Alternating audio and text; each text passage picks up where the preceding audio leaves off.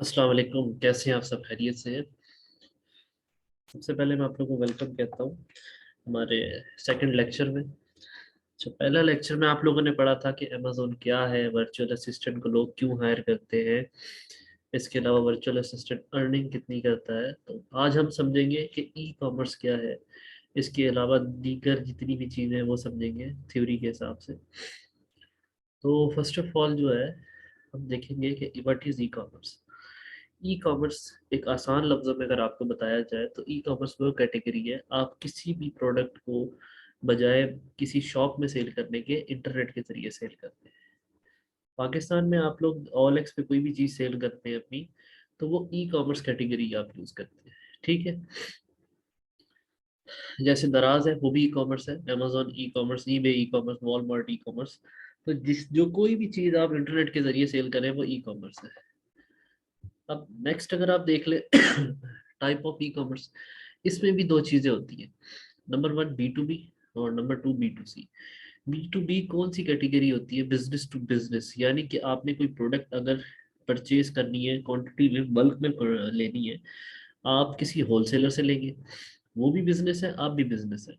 तो business to business को कहते हैं बी। ठीक है, यानी कि बिजनेस टू बिजनेस है वो कैटेगरी बी है। अब बी क्या होता है? बी में ऐसे होता है कि आपने प्रोडक्ट ले ली, प्रॉफिट में चीज को सेल करने को बी कहते हैं। प्रोडक्ट लेके आपने अब अपने प्लेटफॉर्म पे सेल किया, किसी भी रैंडम कस्टमर ने उसे परचेज किया, आपने अपनी कॉस्ट निकाली, आपको प्रॉफिट अलग बचा और कॉस्ट अलग है। ये बी है, बिजनेस टू कंज्यूमर। नेक्स्ट चलते हैं। बी और बी मैंने आपको बता दिया। बी की टॉप वेबसाइट्स, कोई भी चीज़ होलसेल में परचेज करनी हो, अलीबाबा और अली एक्सप्रेस। ठीक है। इसके अलावा बी में जो है टॉप एग्जांपल्स बताता हूँ। पाकिस्तान में दराज.com, अमेजोन यूएसए, ईबे यूएसए और नून.com जो है आपका दुबई की है। अब इसमें नेशनल और इंटरनेशनल दोनों है। अब बेनिफिट्स ऑफ ई कॉमर्स देख लेते हैं।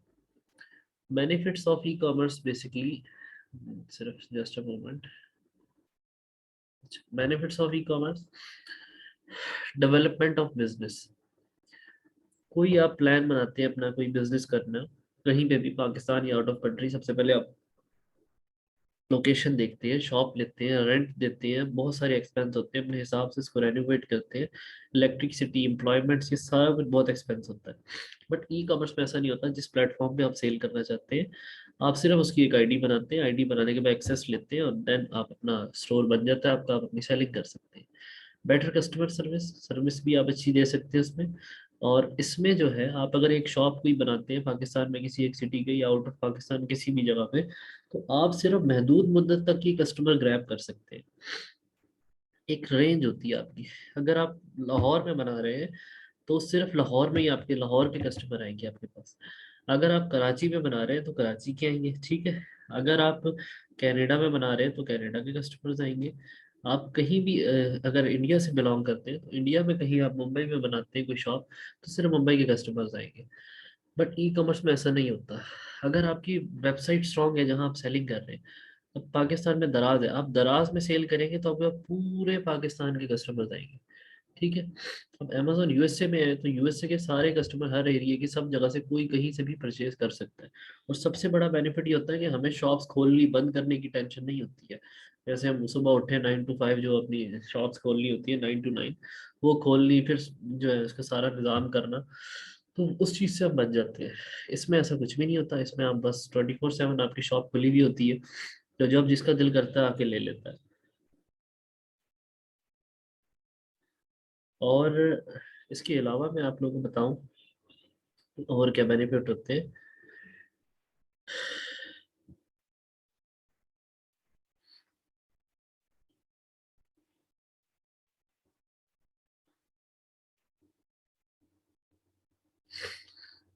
और बेनिफिट्स इसके क्या होते हैं? इजी टू बाय होते हैं। किसी बंदे को आपकी प्रोडक्ट पसंद आ गई, आपने उस वो प्रोडक्ट को आगे शेयर कर सकते हैं।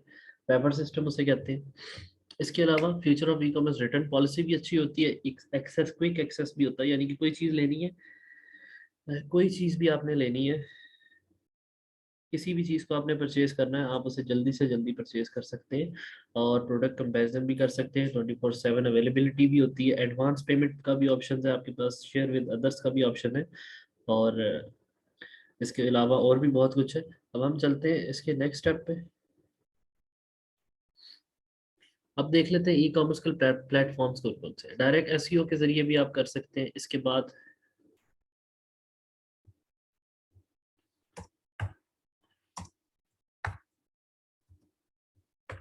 डायरेक्ट एसईओ, इसके बाद फेसबुक के थ्रू, इंस्टाग्राम फेसबुक पे आपने मुख्तलिफ एड्स देखे होंगे, तो उन एड्स के जरिए भी आप अपनी प्रोडक्ट सेल कर सकते हैं। ट्विटर, अमेजोन, दराज, वॉलमार्ट, ईबे, गूगल एड्स, इसके अलावा बहुत सी ऐसी वेबसाइट्स हैं जहाँ पे अपनी प्रोडक्ट आप सेल कर सकते हैं। ये तो आपने सेलेक्ट करना है कौन सी मार्केट में आप सेलेक्ट करेंगे। इंटरनेशनल और नेशनल इसमें इंक्लूडेड है। मैं आपको उनकी वेबसाइट बताता हूँ। दराज, ईबे, वॉलमार्ट, नून.com दुबई की है, दराज पाकिस्तान की है, अमेजोन यूएस, अमेजोन की और भी बहुत सारे, होमी डिपो भी है, एसटी भी है। ये कुछ नेशनल और इंटरनेशनल वेबसाइट है। अब देख लेते हैं अमेजोन की मार्केट प्लेसेस। इसमें हरगिज ऐसा नहीं होता कि आप बैठे दुबई में हैं और आप अमेजोन.com लिखेंगे तो आपकी दुबई की वेबसाइट खुलेगी, नहीं। आपने दुबई की वेबसाइट खोलने के लिए आपने amazon.ae लिखना है, ठीक है। आप यूके में हैं तो आप amazon.co.uk लिखेंगे। आप मेक्सिको में हैं तो amazon.com.mx लिखेंगे। बर्लिन में amazon.com.br लिखेंगे। तो ये सारी वेबसाइट मैं आपको मेंशन कर रहा हूँ, इसे अच्छे से जो है याद करिएगा ताकि आप लोगों के अंदर प्रोफेशनल एटीट्यूड है। वैसे नॉर्मली आप लिखेंगे अमेजोन बर्लिन तो आ जाएगी बर्लिन की वेबसाइट, अमेजोन ऑस्ट्रेलिया तो ऑस्ट्रेलिया की आ जाएगी, लेकिन अच्छा होता है किसी को ये याद हो। दो कैटेगरी है, एफबी और एफबीएम। कल की क्लास में भी मैंने आपको बताया था, आज भी आप लोगों को बता देता हूँ कि एफबीएम क्या होता है, fulfil bye merchant, and FBM क्या होता है, फुलफिल बाय अमेजोन। अब इसको डिस्क्राइब कर देता हूँ। एफबीए बेसिकली ये होता है, आपने प्रोडक्ट बनाई, अपनी शिपमेंट से उठवा के आपने अपनी शिपमेंट पहुंचा दी अमेजोन के वेयर हाउस में। वेयर हाउस में पहुंचाने के बाद नेक्स्ट क्या होता है, नेक्स्ट अमेजोन का जब ऑर्डर आता है, अमेजोन ने खुद ऑर्डर प्लेस करना है, पैकिंग करनी है और अपने कस्टमर को डिलीवर करके आना है। ये एफबीए होता है, इसकी एक्स्ट्रा चार्जेस होते हैं। अब एफबीएम में क्या होता है, जब ऑर्डर आता है अमेजोन आपको मेल करता है और टाइम बताता है इतने दिनों में आपने डिलीवर करना है। अब वो आपकी सिरदर्दी है, पैक भी करें और वहां पहुंचा के भी आए, या किसी सर्विस को इस्तेमाल कर ले उसके जरिए जो है पहुंचा दें। तीन किस्म में इसमें जो है मॉड्यूल होते हैं, private label, wholesale and drop shipping. हम प्राइवेट लेबल और होलसेल इसमें करेंगे। हम अभी पहले प्राइवेट लेबल स्टार्ट करेंगे, नेक्स्ट हम उसके बाद होलसेल स्टार्ट करेंगे। अब देख लेते हैं अमेजोन की वीए की सर्विसेज कौन कौन सी होती है। इसमें सेलर सेंटर मैनेजमेंट होती है, product hunting, product sourcing, product listing, इसके बाद listing optimisation, launching, ranking, keyword researching, competitor analysing, review management, PPC campaigns और image designing. A plus content manager, open promotions, FBM, order management, creation, FBA shipments, me too listing, listing error fix और इसके अलावा customer support. ये total services हम इसी course में सीखेंगे। रह गया वीए एथिक्स और वर्चुअल असिस्टेंट। रिस्पॉन्सिबिलिटीज आपने पढ़ ली और वीए का माइंडसेट मैं आपको बता देता हूँ। ये कुछ चीजें।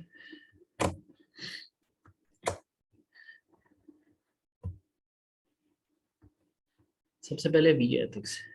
एक वर्चुअल असिस्टेंट कभी भी अपनी जॉब के लिए जो है वो बेसिकली हाईली जो है ट्रेंड होता है अपनी सर्विस को प्रोवाइड करने के लिए।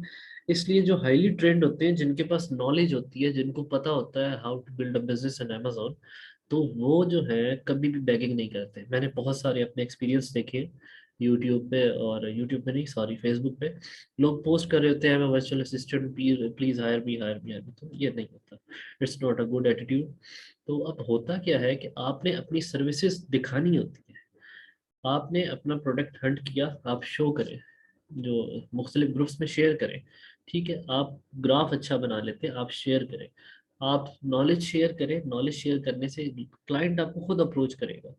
क्लाइंट कहेगा इस बंदे में नॉलेज है, मैं खुद इसे अप्रोच करूं, मैं इससे पूछता हूँ यार फर्दर मैं क्या करूं। अगर आप अपना बिजनेस प्लान कोई कर रहे हैं शेयर, तो क्लाइंट आपको खुद अप्रोच करेगा कि please send me more details. तो आपने बैगिंग नहीं करनी अपने काम को दिखा के क्लाइंट से काम लेना है। वीए माइंडसेट। वीए के माइंडसेट का कुछ नजरिया ऐसा, मैं ये सब कुछ आपको शॉर्ट में समझा रहा हूँ, बट इनको आप पढ़ें तो फिर उसका मतलब वही निकलेगा।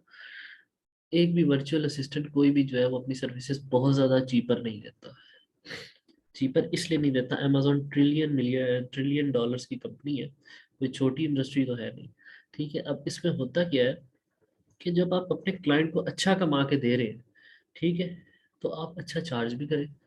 मिनिमम भी जो है $500 जो $400 वर्चुअल असिस्टेंट लेता है एक अकाउंट को पर मंथ 4 घंटे दिन में देने के लिए। बट सम टाइम ऐसा होता है कि आप अपने क्लाइंट्स को ऐसे करते हैं कि क्लाइंट आपसे छोटे प्रोजेक्ट्स कराता है तो आप उससे खुश करें। आपका गुड एटीट्यूड होना चाहिए, आपके दिल में लालच ना हो। आप मार्केट के हिसाब से अपनी प्राइस बता रहे हो, माना आप अच्छे वर्चुअल असिस्टेंट होंगे, बट आपने अपना कोऑपरेटिव एटीट्यूड रखना है। क्लाइंट आपको जैसे कहते हैं वैसे कर दें, ठीक है। क्लाइंट आपको कहता है प्रोडक्ट हंटिंग के साथ प्लीज लिस्टिंग भी कवर कर दें सेम प्राइस में, तो आप कर दें। क्या पता वो आपका मुस्तकबिल में पक्का क्लाइंट बन जाए। तो इसलिए जो अच्छे क्लाइंट्स होते हैं वो एक्स्ट्रा भी पे करते हैं। मेरे एक्सपीरियंस में भी मुझे क्लाइंट्स एक्स्ट्रा टिप्स देते हैं, तो ये भी बहुत अच्छी चीज़ होती है, क्लाइंट्स खुश होकर आपको टिप। तो आपने इस चीज़ को रखना है। तो हमारी आज की क्लास यहीं तक थी। इंशाल्लाह हम जो है अब प्रोडक्ट हंटिंग स्टार्ट करेंगे, स्टेप बाय स्टेप अपने लेके चलेंगे और डिटेल में मैं आप लोगों को कोर्स सिखाऊंगा। इंशाल्लाह इस कोर्स के बाद आपको ज़रूरत नहीं पड़ेगी यूट्यूब पे सर्च करने की कि वर्चुअल असिस्टेंट का कोर्स कौन सा है कौन सा नहीं। मज़ीद हमारे कोर्स के साथ चलने के लिए अगर आप लोग इंटरेस्टेड हैं तो चैनल को सब्सक्राइब कर लें और बेल आइकन आइकन को भी क्लिक कर लें। दूसरा ये है कि कमेंट बॉक्स में बताया करें आप लोग के जो भी मसले मसाइल है, तो मैं आप लोगों को रिप्लाई किया करूँगा। ओके, अपने ट्रेनर को इजाज़त दीजिए। अल्लाह हाफिज़, thank you, God bless you.